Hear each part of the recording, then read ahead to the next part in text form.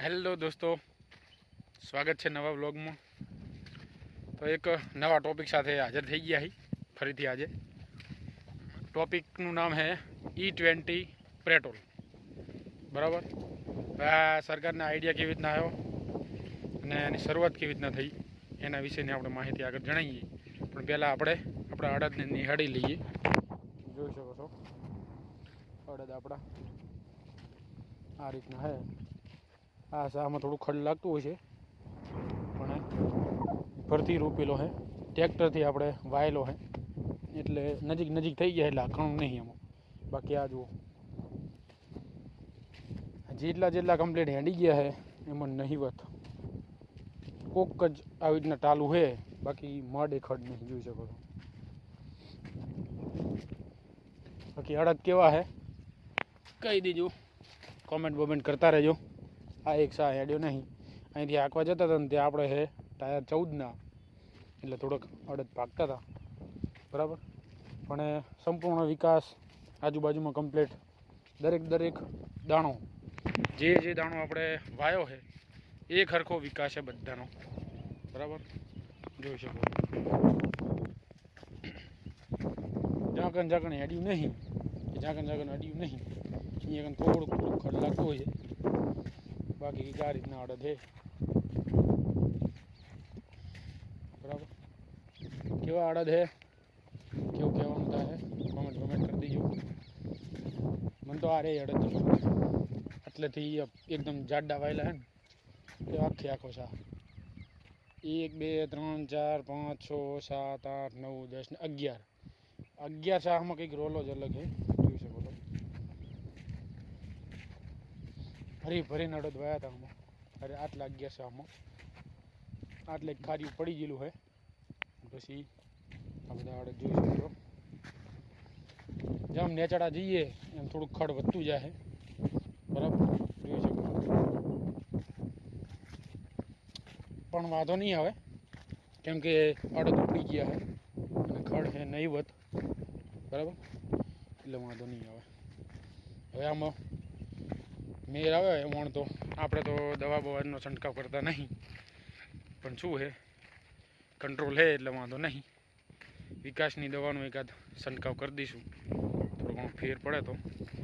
એક આશા જુઓ આપણે ફરથી વાયેલો હશે। બરાબર, અહીંયા ખાર્યું પડી ગયું હતું, આટલેથી ઓલા અડધાથી ડબલ છા છે। આજે એક સિંગલ નહીં, ડબલ છા છે, એકની અંદર જ ડબલ વાવી ગયા છે, પણ એનો વિકાસ જુઓ તમે। આ પહેલાં વાયેલો છે અને પછી વાયેલા છે, 10 દિવસ પછી વાયેલા છે। આજે આખો છા તમને આ હાડાના અમુક છોડવા પેલા શું કહેવાય જાર દેખાતી છે જુઓ, કેમ કે આપણે બીજી જાર વાવા ગયા હતા, અંદર બીજી વાર રહી ગયો હોય, અને અહીંયા કંઈ હાક્યું નહીં આપણે, વચમાં અડદના છોડવા હતા, જોઈ શકો છો। હેઠાડે હવે ખડ આવ્યું છે। બરાબર, અમુક જગ્યાએ જોઈ શકો છો આ રીતનું હતું, પણ વાંધો નહીં આવે આ ખડનો તો એટલો બધો। બરાબર,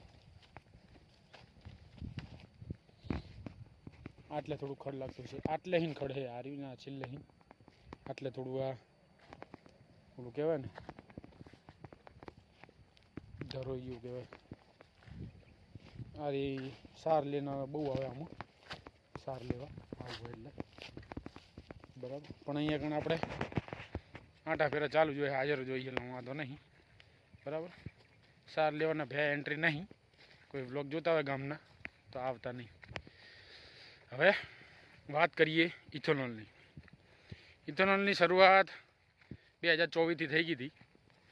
બરાબર, હવે એમાં એવું હતું કે સરકારે એક પ્રોજેક્ટ બહાર પાડ્યો કે અમે પેટ્રોલની અંદર ઇથેનોલ મિક્સ કરશું 20% અને 80% પ્યોર પેટ્રોલ રહેશે।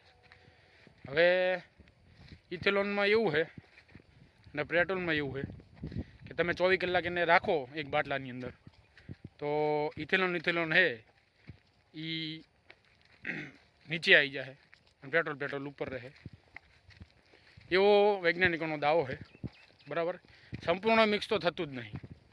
હવે બીજી વાત કરીએ આપણે, આની અંદર જે મેન માથું છે નીતિન ગડકરી। બરાબર, હવે એ છે વાહન વ્યવહારનો મિનિસ્ટર, બરાબર. હવે મતલબ બધાએ એક જ ખાટલે બેહનારા ને, મોદીને બધા, બરાબર. અને એનો છોકરો છે, હવે એનું નામ તો આપણને ખબર નહીં, પણ ગૂગલમાં સર્ચ કરી લેજો તમે. એને હે ઇથેનોલની ફેક્ટરી, બરાબર. જ્યારે શરૂઆત થઈ ત્યારે એની ફેક્ટરીનું કંઈક ટર્નઓવર હતું, સમજી લો ને 100 કે 200 કરોડ જેવું હતું વાર્ષિક ટર્નઓવર, બરાબર. જેવું આ ઇથેનોલનું આવ્યું અને એનું ટર્નઓવર જોવા જાઓ તમે, સર્ચ મારજો અત્યારે 2000 ગણો વધારો થઈ ગયો એના કંપનીના ટર્નઓવર, કેમ કે ઇથેનોલનું ઓર્ડર બધું એને આવી ગયું, બરાબર. હવે વાત કરીએ કે ઇથેનોલ બને કેવી રીતના. તો ઇથેનોલ જે આવે શેરડીના રસમાં બને, બરાબર. હવે શેરડીનો રસ, શેરડી આપણા ભારતમાં 60 રાજ્યોમાં વવાય. કહેવામાં એવું આવે છે કે આપણે કહીએ ને કે ભારત સોને કી ચીડિયા છે. એ કોઈ બી બિઝનેસ માટે નહીં, કે કોઈ બી ધંધા માટે નહીં, કે કોઈ પણ રાજકારણ માટે નહીં, ખેતી માટે. ખેતી છે તો જ ભારત સોને કી ચીડિયા છે, બાકી કશું છે નહીં, બરાબર. હવે શેરડીનું ઉત્પાદન લોટ થાય, અઢળક થાય આપણા ભારતમાં. હવે એમાં થયું એવું કે 80%, 70 થી 80% એમને શેરડીનો માલ ઇથેનોલ બનાવવામાં ઉપયોગ કરી નાખ્યો, બરાબર.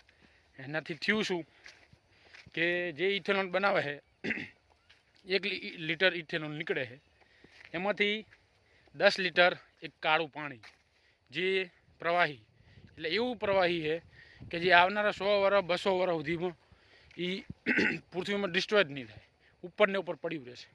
1 લીટર ઇથેનોલ બનાવે એમાં 10 લીટર જેવું કાળું પાણી નીકળે, બરાબર. એટલે પર્યાવરણને જેટલું નુકસાન. હવે વાત કરીએ કે આની શરૂઆત થઈ ગઈ, બરાબર. ઇથેનોલમાં બધું અંદર એડ થઈ ગયું પેટ્રોલની અંદર, અને માર્કેટમાં વેચાવા માંડ્યું.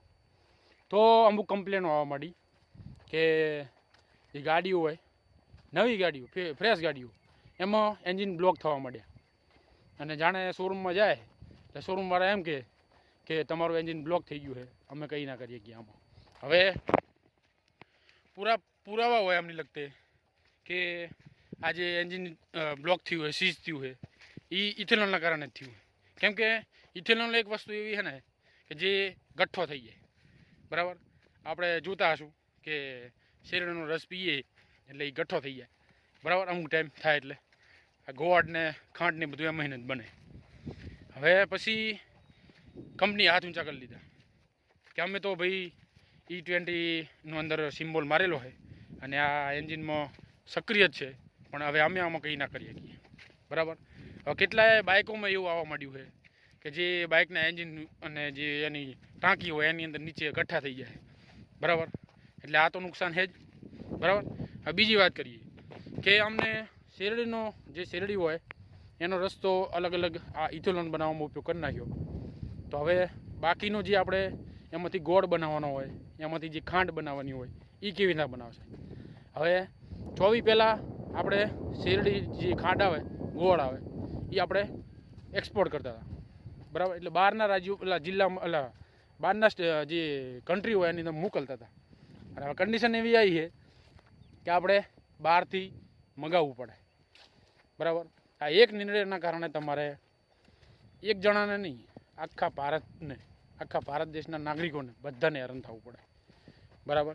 હવે આ થયું છે રીતના કે એક પોતાના છોકરાની લાઈફને સુધારવા માટે.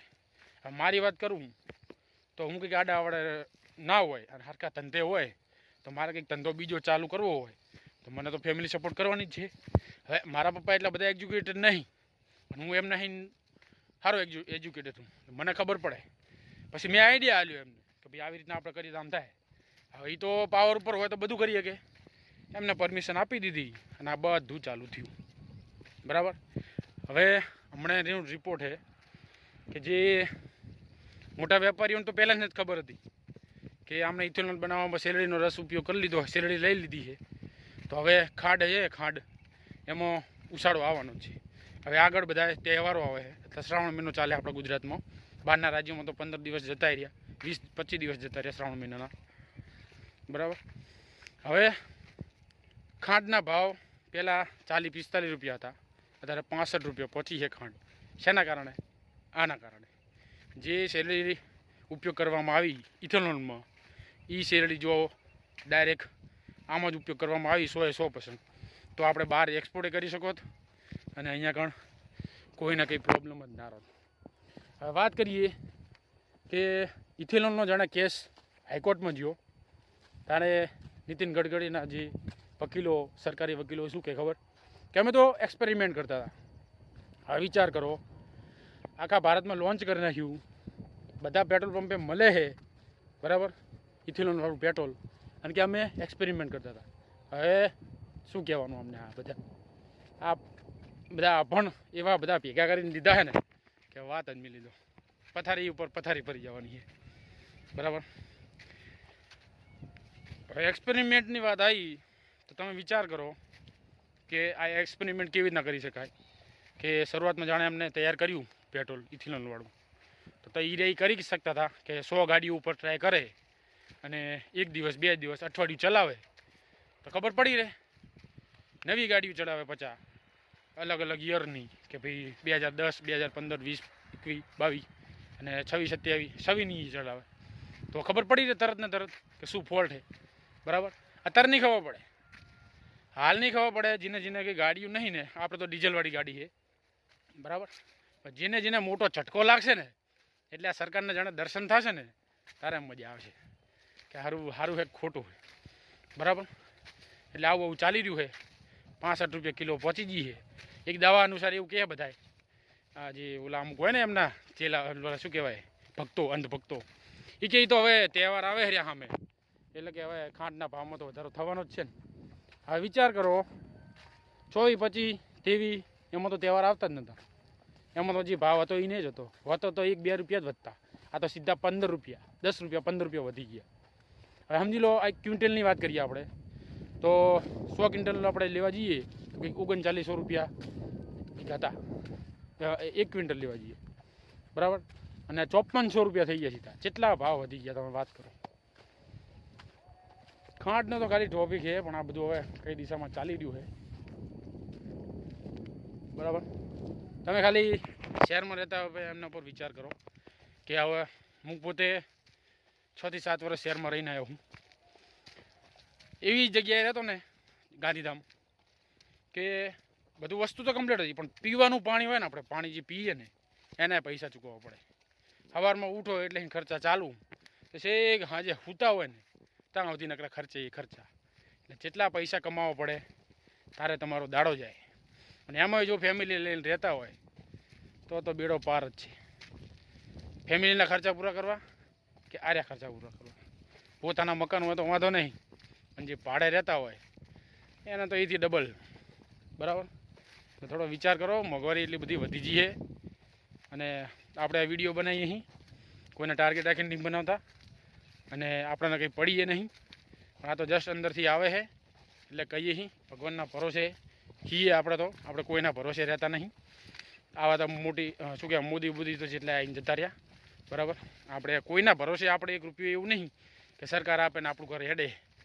આપણે ભગવાનના ભરોસે જ બધું હેડે છે બરાબર. બાકી હાલ જે ચાલી રહ્યું છે એના પર થોડુંક ધ્યાન આપો તો થોડીક મજા આવે. બાકી ભગવાનના ભરોસે ખેતી સારી છે, કમ્પ્લીટ છે, વાંધો આવ્યો નહીં.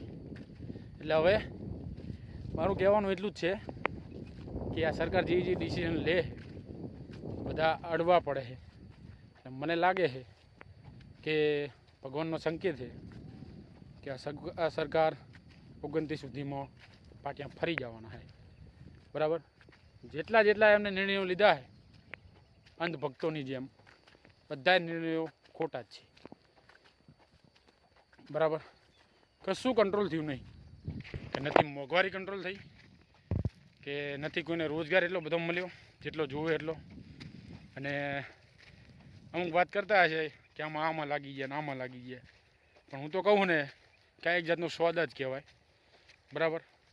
એક આપણે મહારાષ્ટ્રના ISI અધિકારી છે, એમના IAS અધિકારી, એમના વિશે એક આપણે વિડીયો બનાવવો છે બરાબર. ફૂલ ડિટેલમાં આપણે ઇન્ક્વાયરી કરીને બનાવશું. હાલ તો આપણે લગતી એટલી માહિતી છે કે એ ભાઈ એટલો ઈમાનદાર છે. ખેડૂત જે એના પપ્પા ખેતી કરતા, એ પોતે ખેતી કરી ઉપર આવેલો માણસ છે. 21 વર્ષ છે એને સર્વિસમાં, 25 વખત ટ્રાન્સફર થઈ ગયું એનું. બરાબર, એના વિશે આપણે એક અલગથી વિડીયો બનાવશું. બરાબર, અને આડા જુઓ આપણા જોઈ શકો છો. બસ આજ માટે એટલું જ હતું કે તમે જલસા કરો E20 પેટ્રોલ વાપરીને, પછી જાણે ડખા થશે પછી મજા આવશે. બરાબર, આમાં ઘણા ફાયદા થાય એ તો હવે આવનારા સમય દેખાશે. આપણે જે કીધું છોકરાની લાઈફ શું કહેવાય સેટલ કરવામાં કરોડો અરબો છોકરાને પાયમાલ કરી નાખ્યા. એક ડિસિઝનથી તમારું જેટલું કામ થાય એના પર તમે ગૌર કરજો. બરાબર, બેચરસી રાજપૂત વ્લોગ ચેનલમાં નવા હોય તો સબસ્ક્રાઈબ કરી લેજો. અને આપણે લાગતું છે કે ખાલી એમને બોલી દઈએ છીએ, પણ એમાં એવું છે કે હાલ બધા પ્રૂફ આપણે અંદર એડ કરીએ, અલગ અલગ વિડીયો એડ કરીએ, અલગ અલગ સ્ક્રીનશોટ એડ કરીએ. પણ એમાં શું થાય, યુટ્યુબનું એલ્ગોરિધમ એવું કહે છે કે તમે કોઈની ઇન્ફોર્મેશન, કોઈના વિડીયો, કોઈના ફોટા આની અંદર તમે એડ ના કરી શકો. કરો તો તમે તરત ટ્રાય કહીએ, એટલે આપણે મૌખિક બોલીને જ બધું કહીએ છીએ. બરાબર, બાકી તો જેમ ચાલે એમ ચાલવા દો, તો તેમને કશો વાંધો જ નહીં. જો તમે કંઈ બોલ્યા પતી ગઈ વાત. બરાબર, આટલેથી આટલામાં ખડ છે થોડું જોઈ શકો છો, પણ વાંધો આવશે નહીં. અડદ આમ તો ઉપડી ગયા એટલે વાંધો નહીં. બરાબર, આ રીતે અહીં નાખી દઈએ. બસ આટલું જ હતું હવે આજના ચેનલમાં, અને અલગ અલગ બીજા વ્લોગ આવશે હવે આગળ જેમ આપણને યોગ્ય લાગશે એમ. બરાબર, વ્લોગ તો આવશે ડેલી, ટાઈમ કાઢીને ગમે ત્યારે આપણે વ્લોગ બનાવી લઈશું. પણ એવું નહીં કે આવા મુદ્દા ઉપર જ બનાવશું આપણે. આ તો બધા બોગસ મુદ્દા એટલે આપણે ઉઠાવવા પડે, પણ અમુક મુદ્દા એવા જેન્યુન હશે તો એ આપણે ઉઠાવશું. એવું નહીં સારા કામ થયા એવું નહીં, પણ ખરાબ કામ બહુ થયા. હું તો કહું ને 95% ખરાબ કામ થયા છે, 5% સારા કામ થયા છે. એ 5% થયા ધર્મના નામ ઉપર. બસ બીજા ગ્રાઉન્ડ લેવલ સામાન્ય માણસ માટે તો કશું કંઈ કર્યું નહીં. 95% ખરાબ કામ જ થયા છે. ખરાબ કામો એટલે ભ્રષ્ટાચાર હોય કે ભાઈલા બાપા કરવાના હોય, રોવાનું ધોવાનું હોય, ગમે ત્યારે કંઈ બી સિચ્યુએશન આવે એટલે તરત મોદી અહીંયા જઈને તરત રોવા માંડીએ. કોરોના ટાઈમે રોયો હતો, પછી આ ઓલું હતું આપણે નોટબંધી હતી તારે રોયો હતો. એટલે માણસો આપણા શું હોય ભારતના કે બધા બહુ ઉલા છે. બરાબર, અને ધર્મના નામ ઉપર એમને તરત ધંધા કરાવો એટલે તરત માની જાય એવા માણસો છે. હાલ જો હું ગામની વાત કરું, મારા જૂનું કોઈ સ્થાન હોય ને એનો ડંગો ઉપાડું કે ભાઈ મારે આજુ મંદિર બનાવવું હોય, તરત જેટલા લોટ લાખો રૂપિયા દાન આપવા માંડી જાય. બરાબર, પણ હાલ કંઈક એવું હું કામ કરવા જવું કે જેથી બધાને ભલાઈ થતી હોય તો કોઈ 1 રૂપિયો નહીં હાલે. બરાબર, એના નામ ઉપર જ બધું આખું પાર્ટી હાલી રહી છે. બાકી તો હવે જાણે પાપનો કરો ભરી દેશે, એટલે હવે ભરી દેવા જ આવ્યો. આમ તો હવે બહુ એટલો બધો ખાલી નહીં, ઉપરથી પાણી તો જવા માંડ્યું છે, પણ એ હવે પાણી કેટલે જાય એના પર આધાર રહે. અમુક રાજ્યોમાં તો પાણી પહોંચી ગયું છે અને બધા જાગૃત થઈ ગયા છે કે કેવી રીતના ધર્મના નામ ઉપર આ બધા વોટિંગનું બધું ચાલી રહ્યું છે. બરાબર, બસ આજના વ્લોગમાં આટલું જ હતું. બેચરસી રાજપૂત વ્લોગ સપોર્ટ કરતા રહેજો. બરાબર, ચેનલને સબસ્ક્રાઈબ કરી લેજો, શેર કરવાનું ભૂલતા નહીં.